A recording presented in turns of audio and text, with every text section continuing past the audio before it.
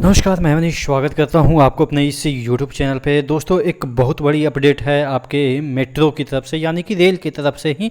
आपके Madhya Pradesh metro rail corporation limited की तरफ से आपके जो वैकेंसी आ गई है, इसमें देखिए कुछ डिप्लोमा के लिए, कुछ ITI के लिए और कुछ BSc मतलब कि BSc जो कर रखे हैं फिजिक्स केमिस्ट्री मैथ्स वगैरह से, उनके लिए ऑनलाइन का जो डेट है वो आज से शुरू हो गया है। Opening date of online registration जो है वो आपके 31/7/2023 से 31/8/2023 के बीच फॉर्म भरा जाना है। तो चैनल पे नए हैं तो सब्सक्राइब कर लीजिएगा, क्योंकि यहाँ पे तमाम अपडेट आपको मिलती रहेगी विथ नोटिफिकेशन। तो चलिए, पोस्ट का नेम हम देख लेते हैं और कितने वैकेंसी है, कितना इसमें सैलरी है और एलिजिबिलिटी क्राइटेरिया क्या रखा गया है, कौन सा एग्ज़ाम देना पड़ेगा, कितना एग्ज़ाम देना पड़ेगा, कहाँ पे सेंटर होगा, तमाम चीज़ें यहाँ पे दे रखी है। तो यहाँ पे पहला जो वैकेंसी है आपके सुपरवाइजर का, ऑपरेशनल सुपरवाइजर का 26 वैकेंसी है। यहाँ पे आपको स्टार्टिंग में सैलरी तकरीबन 80 से 85 हज़ार मिल जाएंगे। और इसमें आपको जो डिग्री, बैचलर डिग्री चाहिए या आपने डिप्लोमा किसी भी इंजीनियरिंग से कर रखा है ब्रांच से, या BSc ऑनर्स होना चाहिए फिजिक्स केमिस्ट्री या मैथ्स, और BSc होना चाहिए, या ये सब या में दे रखा है। तो यानी कि कहीं या मतलब कि कोई भी एक होना चाहिए, ऐसा नहीं कि सभी चीज़ें चाहिए। ये तो आप भी समझते होंगे, ये तो कॉमन सी बातें हैं, जाहिर सी बात है। अच्छा, मेडिकल स्टैंडर्ड की बात करें तो यहाँ पे आपको A1 मेडिकल स्टैंडर्ड चाहिए, यानी कि प्रॉपर ड्राइवर वाला आपको यहाँ पे मेडिकल स्टैंडर्ड मांगा गया है। सेकंड वैकेंसी की हम बात कर लेते हैं तो सेकंड वैकेंसी 7 है और ये है supervisor signal and telecommunication rolling stock के। यहाँ पे आपके जो यहाँ पे भी जो सैलरी है वो तकरीबन 75 से 80 हज़ार के अराउंड स्टार्टिंग में आपको मिल जाएगा। यहाँ पे आपको जो है डिप्लोमा चाहिए इलेक्ट्रिकल, इलेक्ट्रॉनिक्स, मैकेनिकल या डिसिप्लिन या इससे एलाइड और भी जो ब्रांच होते हैं उसमें से कोई से भी आप डिप्लोमा कर रखे हैं। तो क्या डिग्री वाले नहीं भरेंगे? तो नहीं, ऐसा नहीं है, डिग्री वाले भी भर सकते हैं। इसमें एक नीचे पैराग्राफ दे रखा है कि अगर आपके हायर डिग्री है तो वो भी कंसिडर किया जाएगा, यानी कि डिप्लोमा एंड डिग्री दोनों भर सकते हैं। B1 यहाँ पे मेडिकल स्टैंडर्ड रखा गया है। चलिए, अगला हम वैकेंसी की बात कर लेते हैं तो maintainer signal and telecommunication rolling stock, जो कि 10 वैकेंसी है। यहाँ पे आपको जो स्टार्टिंग वेतन है वो तकरीबन 40 से 45 हज़ार मिल जाता है। यहाँ पे आपको मैट्रिक प्लस ITI 2 साल का होना चाहिए। NCBT या SCBT कोई भी चलेगा, लेकिन इस किस में होना चाहिए आपको? Specific trade, electrician, electronics, mechanics, fitter या रेफ्रिजरेटर, AC मैकेनिक्स या कोई भी इसमें से।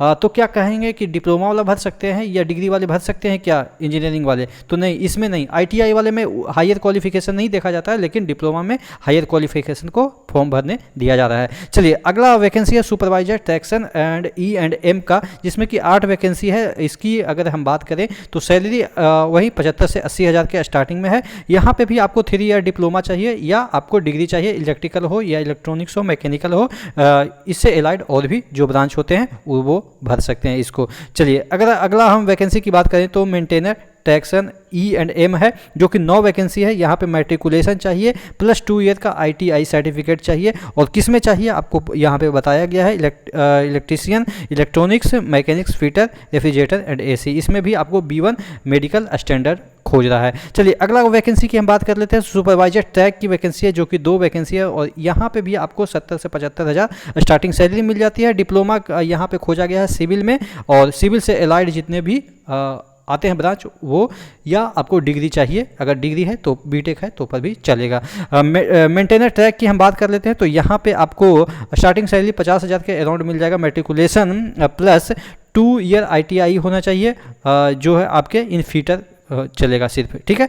और अगला हम वैकेंसी की बात कर लेते हैं। सुपरवाइजर वर्क्स की वैकेंसी है, जो कि 2 वैकेंसी है। और यहाँ पे भी देखिए, डिप्लोमा वाला या डिग्री वाले जितने भी वैकेंसी है वो आपके 70 से 75 हज़ार आपको स्टार्टिंग सैलरी मिल जाती है। और ये वाला जो आपका वैकेंसी है इसमें आपको जो डिप्लोमा या डिग्री चाहिए वो आपके सिविल में ही चाहिए, ठीक है।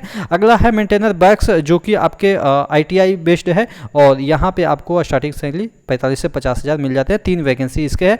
स्टोर असिस्टेंट की वैकेंसी है, जो कि bachelor degree in engineering discipline a government recognised university institute, यानी कि आपके यहाँ पे B.Tech चाहिए, कोई भी इंजीनियरिंग से यहाँ पे आपको स्टोर असिस्टेंट के रूप में 2 वैकेंसी है और यहाँ पे भी आपको स्टार्टिंग सैलरी 60 से 65,000 स्टार्टिंग में मिल जाएगा। यहाँ पे आपको मेडिकल स्टैंडर्ड C1 रखा गया है। HR की वैकेंसी 2 है, यहाँ पे भी आपको 60,000 के अराउंड, और यहाँ पे आपको एजुकेशनल क्वालिफिकेशन की बात करें तो आपको सिर्फ और सिर्फ ग्रेजुएट होना चाहिए।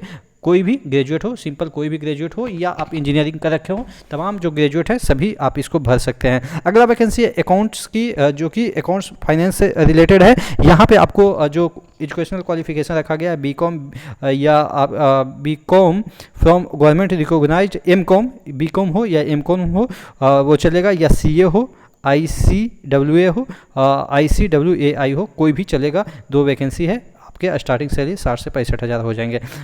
टोटल 88 पोस्ट है। चलिए अब बात कर लेते हैं, ये तो पोस्ट हो गया। अब कैसे कौन भर सकते हैं, ये सब जो चीज़ें हैं वो नीचे दे रखा है, देखिएगा। ITI वाले सर्टिफिकेट वगैरह का इशू बता रहा है कि किसको भरना है किसको नहीं भरना है, वो तो आपको कॉमन मैंने बता ही दिया है। चलिए, जो एज रिलैक्सेशन है उसका यहाँ पे चीज़ें दे रखी है, जो कि सबको पता होता है कि SC ST वाले OBC वाले को कितना कितना मिलता है, वो तो आपको पता है, इसमें बताने की ज़रूरत ही नहीं है। चलिए, और अगर हम बात कर लेते हैं नीचे, देखिए बहुत सारी चीज़ें मैंने आपको बता ही दिया है।